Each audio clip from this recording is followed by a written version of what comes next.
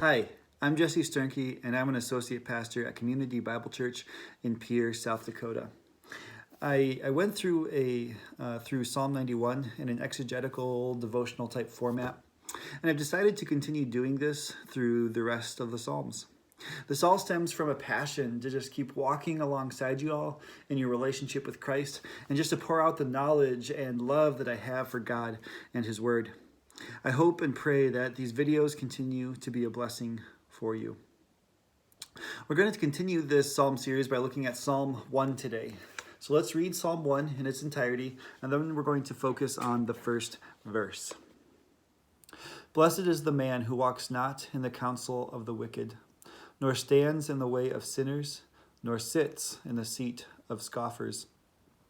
But his delight is in the law of the Lord, and on his law he meditates day and night.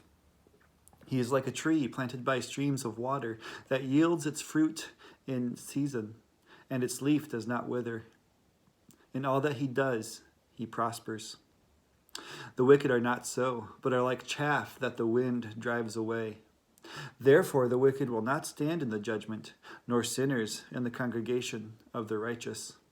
For the Lord knows the way of the righteous, but the ways of the wicked will perish. So the first verse reads this: Blessed is the man who walks not in the counsel of the wicked, nor stands in the way of sinners, nor sits in the seat of scoffers. The book of Psalm here opens up with a benediction. Verse 1 starts out with the word blessed.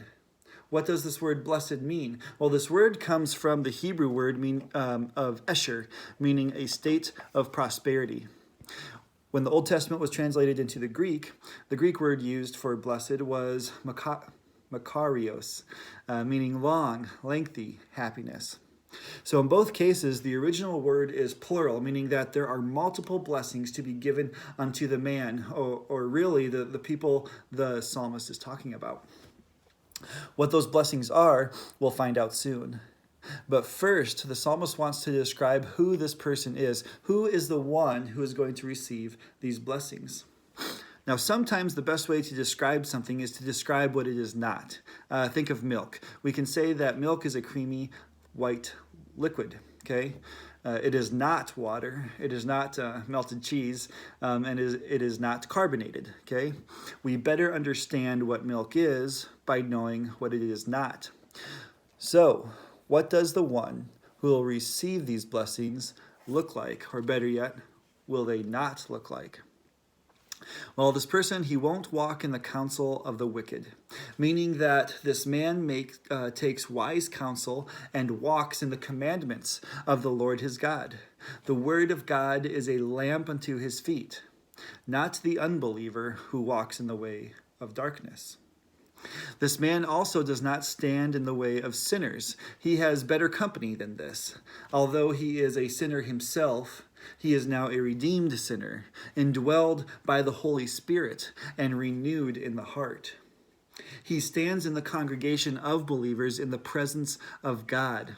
He does not count himself among the ones who sin, nor identify with them in the crowd.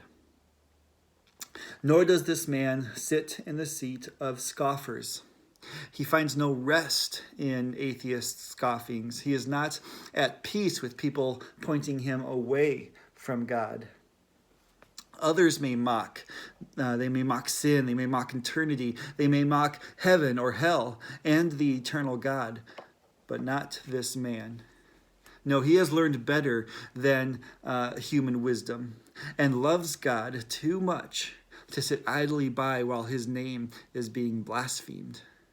I love how Spurgeon puts it.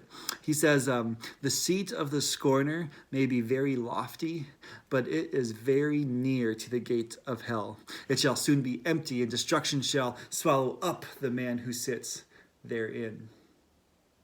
Spurgeon has a way with words, doesn't he? Well, we see three tiers to the way the wicked are talked about, and it gets worse with each tier. See, if one were to walk with someone, okay, walking in the counsel of the wicked, if someone were to walk with someone, they have the ability to walk away at any time. See, the choice is easier. Any step can take them away from what they are doing. Now, the word walk means to walk along, to behave, enter, go forth in the Hebrew. It is to start considering what the wicked has to say. Now, they are advising you, they are guiding you, they are giving you counsel. Be careful of accepting advice from the wicked, because this word for wicked in the Hebrew means ungodly, morally wrong, condemned. We must be very careful to not accept the counsel of the wicked. But as often happens, the more you walk with the unbeliever, the more apt you are to stop and stand there. And that's what brings us to the second point, standing in the way of sinners. Once you are standing in the way of sinners, you are more committed to this way of being. You've made a choice to plant yourself and to deeply consider what the sinner is saying. The word for stand in Hebrew here means to abide, to continue, to dwell, to stand, to be present. See, this isn't just merely standing there. It is the course, it is abiding in their way. It means you are abiding in the course of their life. It's a progression. See, you first enter into their counsel, and soon you find yourself abiding and dwelling with them. And then soon you are sitting in the seat of scoffers. See, do you see this progression? See, first entering into their counsel, then living their lifestyle, and now joining their ranks to such a degree that you are counted among the scoffers, ones who are scornful towards the godly. So far has the person fallen that they now ridicule who they once were. To sit means to dwell and remain, to practice habitually and continue. That's what it means in the Hebrew. When men are living in sin, they go from bad to worse. And here's a little bit of wisdom of what I've seen happen time and time again in my lifespan. And I've had a shorter lifespan than others. People have itching ears. This is the wisdom. People have itching ears and will listen to what they want to hear, straight out of the Bible. And unbelievers always have those things we want to hear on the tip of their tongue. I can trace problem after problem in people's lives to listening to the counsel of the wicked. Honestly, like over and over again. As soon as someone starts seeking out and listening to unbelievers, their problems become infinitely worse, and they soon stop listening to God. It is no coincidence that reading the Bible and praying stops when unbelievers' counsel is so sought after. And soon after that, the rationalizations come, right? They'll say that the unbelievers care more about them and their problems more than the believers do. And yet, every single time, their path inevitably leads to destruction. Now, I hear an objection rising in our minds. Jesse, you're advocating for no interaction with unbelievers. Didn't Jesus talk and eat and spend time with sinners? Well, yes. Yes, he did. And that is important to do. I am not advocating for alienating sinners and having nothing to do with them. That is not present in the Bible. What I want you to understand is that unbelievers should not be our close confidants, our friends that we rely on. Jesus is the model for this, okay? He talked with sinners. He ate with them. He spent time with them. But every interaction was to minister to them, was to teach them about who God was. And it was his disciples that he kept around him all the time. See, we need to minister to unbelievers. We need to teach them about God. We need to back up what we teach by our lived example. But when it comes to seeking wisdom, when it comes to counsel, or abiding with people year in and year out, when it comes to sitting with a group of people and identifying ourselves as one of them, then believer or Christian needs to be the only attribute we look at. Believer or Christian needs to be the only attribute we look at. And it will quickly become apparent if those who claim they are believers truly are Christians. Okay? It will be apparent by the counsel they give. It will be apparent by the lives they live. And it will be apparent by the groups of people they identify with. Just like in this, these are the people that we are not supposed to be with. They will identify themselves through those ways as well. Okay? Look at the first part of the verse. Blessed is the man who what? Who walks not in the counsel of the wicked. Okay, the wicked want nothing more than to tear down the things that they don't like. What counsel are they giving? Because a believer would never tell you to not read the Bible, to not pray, or to not listen to other believers. The wicked will, though.